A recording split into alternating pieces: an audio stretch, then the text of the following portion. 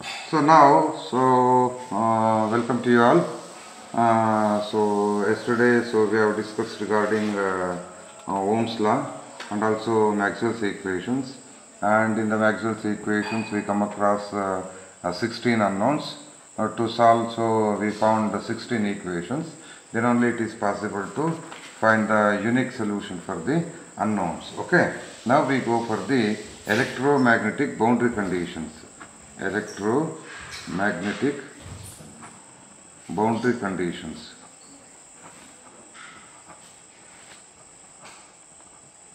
Electromagnetic boundary conditions. Okay.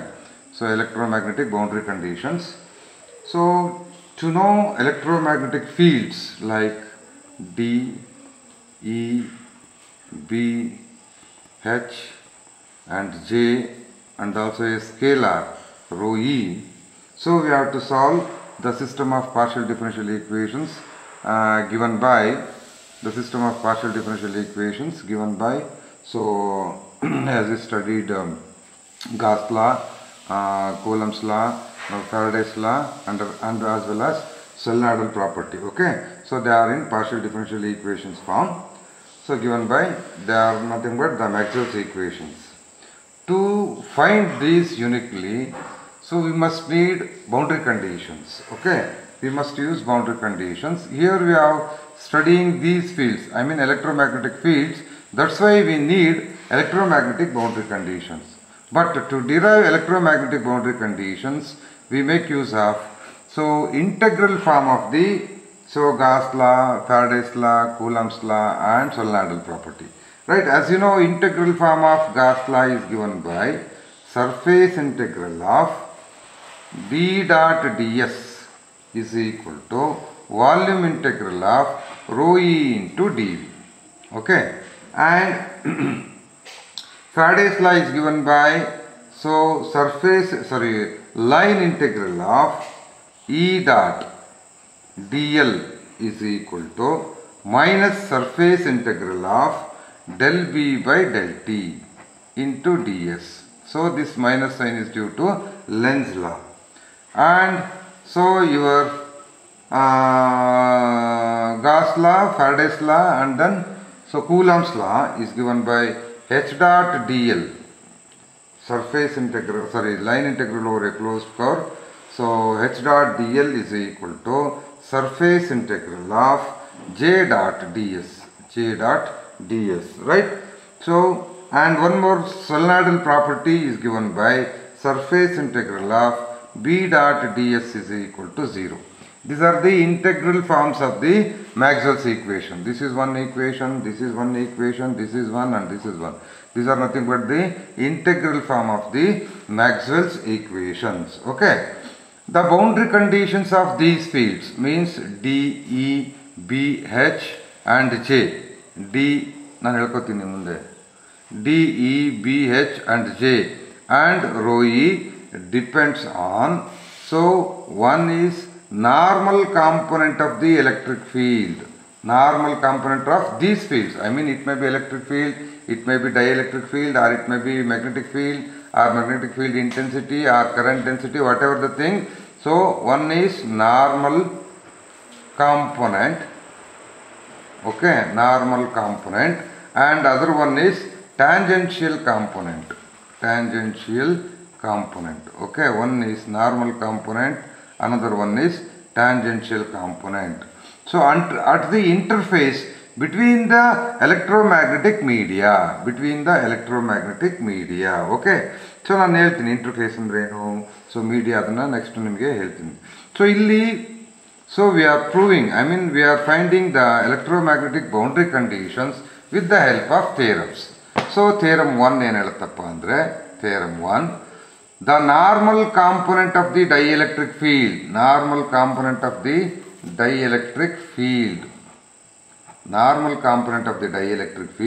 is discontinuous, okay, is discontinuous across the interface in the presence of surface charge density. The normal component of the so ಇದರಲ್ಲಿ ಒಂದು vector ಇದೆ ಅಂದರೆ ಅದರಲ್ಲಿ ಒಂದು tangential component ಇರುತ್ತೆ, ಒಂದು normal component ಇರುತ್ತೆ, ಇನ್ನೊಂದು ಬೈನಾರ್ಮಲ್ ಕಾಂಪೊನೆಂಟ್ ಇರುತ್ತೆ. 3 ಕಾಂಪೊನೆಂಟ್ಸ್ ಇರುತ್ತೆ ಒಂದು ವೆಕ್ಟಾರ್ ಅಂದರೆ. ಅದರಲ್ಲಿ ಏನು ಹೇಳ್ತಾ ಇದ್ದೀನಿ ಥಿಯರಮಲ್ಲಿ, the normal component of the dielectric field ಅಂದರೆ d. Okay, the normal component of the dielectric field is discontinuous, ಅದು ಡಿಸ್ಕಂಟಿನ್ಯೂಯಸ್ ಆಗಿರುತ್ತೆ. Across the interface in the presence of surface charge density, in the presence of surface charge density ನಲ್ಲಿ so ಅದೇನಾಗಿರುತ್ತೆ, discontinuous ಆಗಿರುತ್ತೆ. ಯಾವುದು, normal component of the dielectric field ಅಂತ prove ಮಾಡಬೇಕು ನಾವು. So ಪ್ರೂಫಲ್ಲಿ ಏನು ಮಾಡ್ತೀನಪ್ಪ ಅಂದರೆ, ಸೊ ಕನ್ಸ್ಟ್ರಕ್ಷನ್ ಮಾಡ್ಕೋಬೇಕು. ಏನು, let σ1 and σ2 and σ2 to be 2 regions, 2 regions. Okay, σ1 and σ2 ಅನ್ನೋದೇನು 2 regions. And consider a sufficiently small volume element of area ds, ಅದರ ಏರಿಯಾ ಎಷ್ಟಿರಬೇಕು, ds ಇರಬೇಕು. In the shape of pill box ಅಂತಂದ್ರೆ ಏನಪ್ಪ ಅಂತಂದ್ರೆ, ಈ ಸ್ಲೈಸ್ ತರ ನೋಡಿ, ಈ ಶೀಟ್ ಒಂದು ಸ್ಲೈಸ್ ತರ ಕಾಣ್ತಾ ಇದೆಯಾ ನೋಡಿ. ಈ ಪ್ಲೈವುಡ್ ನಿಮ್ಗೆ ಹೆಂಗೆ ಕಾಣ್ತಾ ಇದೆ, ಜಸ್ಟ್ ಲೈಕ್ ಎ ಸ್ಲೈಸ್ ಅಲ್ವಾ. ಸೊ ಒಂದು ಸ್ಲೈಸ್ ತರ ನೀವೇನು ಮಾಡಬೇಕು, ಸೊ ಆ ಏರಿಯಾನ ಕನ್ಸಿಡರ್ ಮಾಡಿದ್ದೀನಿ. That area in the form of a slice. Okay, in the form of a slice, ಒಂದು ಸ್ಲೈಸ್ ಫಾರ್ಮ್ ಅಲ್ಲಿ ಇರುತ್ತೆ, ರೈಟ್. ಸೊ ಅದನ್ನ ಪಿಲ್ ಬಾಕ್ಸ್ ಅಂತ ಕರಿತೀವಿ, PILLBOX. ಓಕೆ, ಅದನ್ನ ಏನಂತ ಕರಿತೀವಿ, we call it as pill box, right. So ಏನು ಹೇಳಿದೆ ನಾನೀಗ, σ1 and σ2 be 2 regions and consider a sufficiently small volume element of area ds in the shape of pill box ಅಥವಾ slice coming out from the interface separating 2 media. ಎರಡು ನೋಡಿ, ಇದೊಂದು media 2 media ಅಂದ್ಕೊಂಡ್ರೆ ಇದ್ರ ಮಧ್ಯೆ ಈ ಶೀಟ್ ಇದು ಸ್ಲೈಸ್ ತರ. ಓಕೆ, ಇದೊಂದು ಮೀಡಿಯಾ, ನಮ್ದು ಹ್ಯಾಂಡ್ ಇದೊಂದು ಮೀಡಿಯಾ, ಇವೆರಡರ ಮಧ್ಯೆ ಏನು ಶೀಟ್ ಇದೆ, ಸೊ ಇದು ಸ್ಲೈಸು. ಇದು ಎರಡನ್ನು ಈ ಮೀಡಿಯಾನ ಸಪ್ರೇಟ್ ಮಾಡಿರೋವಂಥದ್ದು. ಓಕೆ, ಸೊ ಈ ತರ ನಾನು ಕನ್ಸಿಡರ್ ಮಾಡ್ತಾ ಇದ್ದೀನಿ. ಸೊ ಏನು ಹೇಳಿದೆ, so out from the interface separating 2 media σ1 and σ2, σ1 ಮತ್ತು σ2ನ ಸಪ್ರೇಟ್ ಮಾಡೋ ರೀತಿಯಲ್ಲಿ. ಸೊ ಇದು ಒಂದು ಮೀಡಿಯಾ ಅನ್ಕೊಳ್ಳಿ, ರೈಟ್. ಸೊ ಇದು ಒಂದು ಬಾಕ್ಸ್ ಅನ್ಕೊಳ್ಳಿ, ಇವೆರಡರ ಮಧ್ಯೆ ಇಲ್ಲೊಂದು ಬಾಕ್ಸ್ ಇದೆ ಅನ್ಕೊಳ್ಳಿ. ಸೊ ಇವೆರಡರ ಮಧ್ಯೆ ಒಂದು ಸ್ಲೈಸ್ ತಗೊಳ್ತೀನಿ, that is in the form of, so ಏನು, ಪಿಲ್ ಬಾಕ್ಸ್. ಒಂದು ಸ್ಲೈಸ್, ಒಂದು ಬಟ್ಟೆ ತರ, ಸೊ ಶೀಟಿನ ತರ ಒಂದು ಸ್ಲೈಸನ್ನ ಕನ್ಸಿಡರ್ ಮಾಡಿದ್ದೀನಿ. ಸಚ್ ದಟ್ ಏನಾಗಿರ್ಬೇಕಪ್ಪ ಅಂದ್ರೆ, it's top and bottom portions, ಒಂದು ಶೀಟ್ ಅಂದ್ರೆ ಅದಕ್ಕೊಂದು ಟಾಪ್ ಸರ್ಫೇಸ್ ಇದೆ, ಒಂದು ಬಾಟಮ್ ಸರ್ಫೇಸ್ ಇದೆ ಅಲ್ವಾ, ಹಂಗೆ, right. Top and bottom surface ಲೈ on opposite sides of the interface.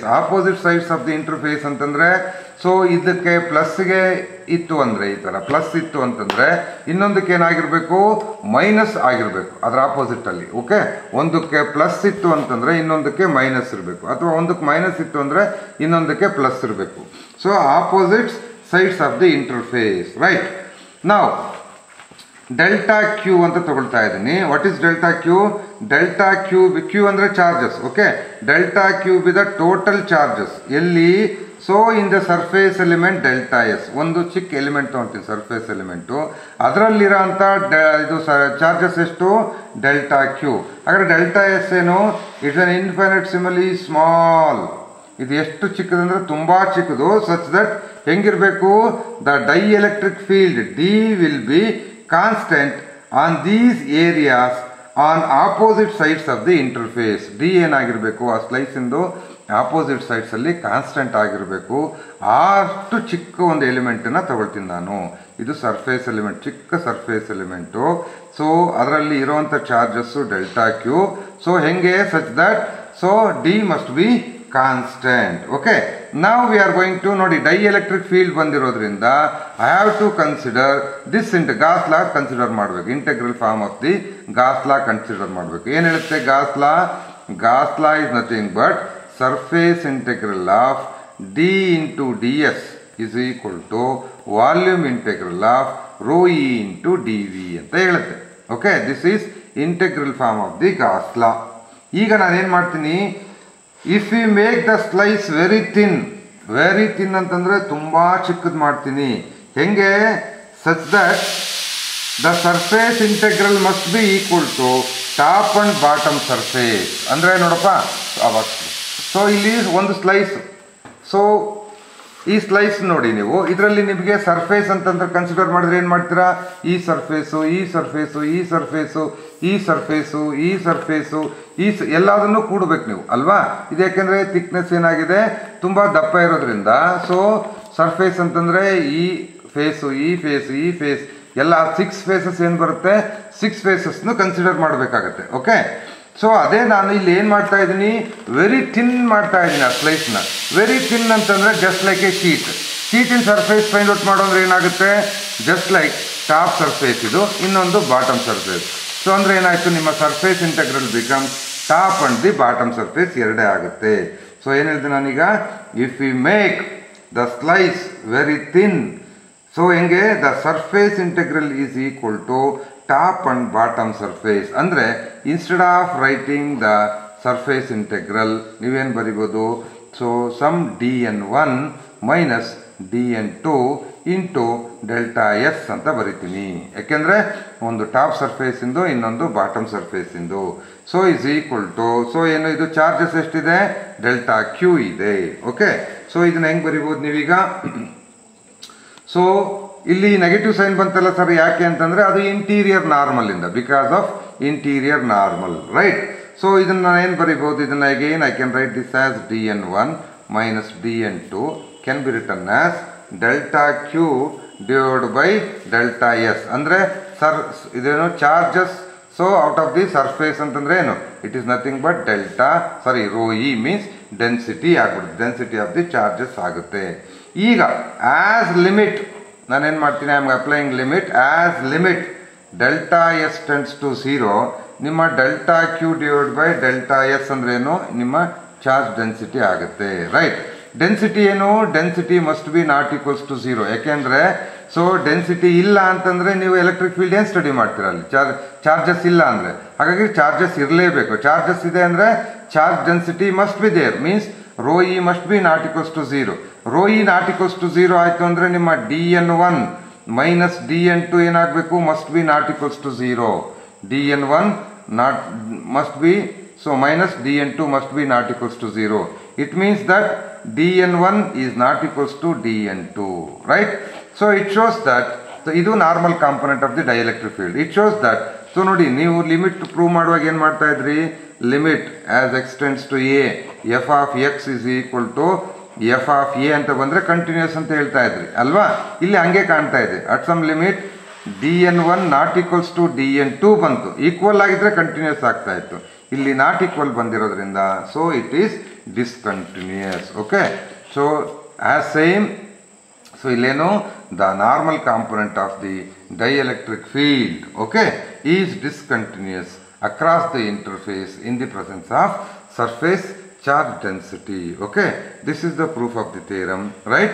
So ಇನ್ನು ಉಳಿದ ಥಿಯರಮ್ಗಳು ಇದೇ ರೀತಿಯಲ್ಲೇ ಬರುತ್ತೆ, ಏನು ಚೇಂಜಸ್ ಇರಲ್ಲ. ನೋಡಿ ಇನ್ನೊಂದು ಥಿಯರಮ್ ಇಲ್ಲೇ ಇಷ್ಟರಲ್ಲೇ ಪ್ರೂವ್ ಮಾಡ್ತೀನಿ. ಏನು, ಸೊ ದಿ ನಾರ್ಮಲ್, ಈಗ ಆಗಲೇ ಪ್ರೂವ್ ಮಾಡಿದ್ದು normal component of the dielectric field. ಈಗ ಏನು ತಗೊಳ್ತಾ ಇದ್ದೀನಪ್ಪ ನಾನು ಅಂದರೆ the normal component of the electric field. ಆಗಲೇ ತಗೊಂಡಿದ್ದು dielectric field.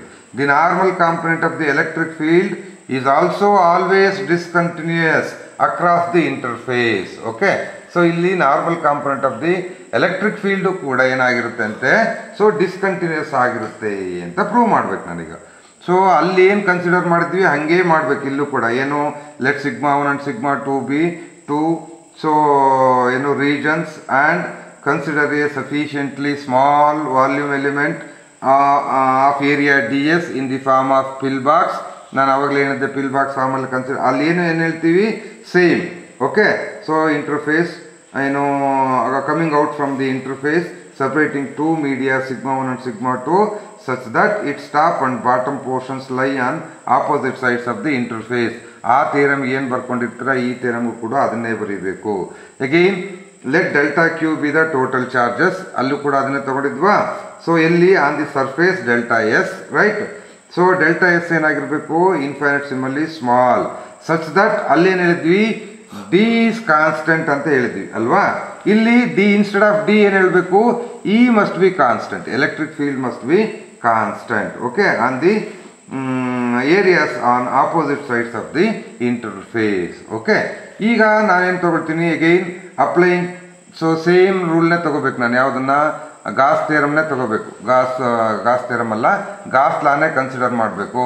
But instead of dielectric field ನೀವೇನು ತಗೋಬೇಕು, ಎಲೆಕ್ಟ್ರಿಕ್ ಫೀಲ್ಡ್ ತಗೋಬೇಕು. ಎಲೆಕ್ಟ್ರಿಕ್ ಫೀಲ್ಡ್ ತಗೊಂಡಾಗ ಏನಾಗುತ್ತೆ, ಸರ್ಫೇಸ್ ಇಂಟೆಗ್ರಲ್ ಆಫ್ ಏನು, ಡಿ ಅಂದರೆ ಏನು ಬರೀತೀರಿ, epsilon naught into E into delta D S is equal to, so ಏನು, volume integral of rho E into D ವಿನೇ ಆಗುತ್ತೆ.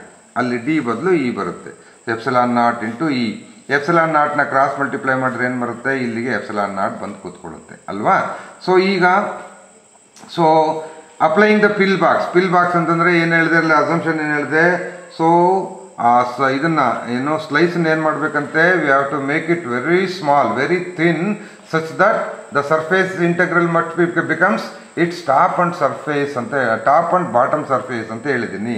ಹಾಗೆ ಇಲ್ಲೂ ಕೂಡ ಮಾಡಿದಾಗ ಏನಾಗುತ್ತೆ, EN1 ಓಕೆ ಇಂಟು ಎಪ್ಸಲಾನ್ ಇಲ್ಲಿತ್ತಲ್ವ, ಎಪ್ಸಲಾನ್ ನಾಟ್ ಇಲ್ಲಿತ್ತಲ್ವ, ಇಲ್ಲಿಗೆ ತಗೊಳ್ಳೋದು ಬೇಡ, ಇಲ್ಲೇ ಇಟ್ಕೊಳ್ಳಿ. ಅದನ್ನು ನಾನು ಅಟ್ ಟಾಪ್ ಸರ್ಫೇಸ್ ಯಾವುದೋ ಒಂದು ಸರ್ಫೇಸಲ್ಲಿ ಎಪ್ಸಲಾನ್ 1 ಆಗಿರುತ್ತೆ ಅನ್ಕೋತೀನಿ, ಮೈನಸ್ EN2 ಇನ್ನೊಂದು ಕಡೆ ಏನಾಗಿರುತ್ತೆ, ಎಪ್ಸಲಾನ್ 2 ಆಗಿರುತ್ತೆ ಅನ್ಕೋತೀನಿ. So it becomes the density ಅಲ್ವಾ, ಇದೇನಾಗುತ್ತೆ, ಡೆನ್ಸಿಟಿ ಆಗುತ್ತೆ. Density of the surface charge density ಆಗುತ್ತೆ.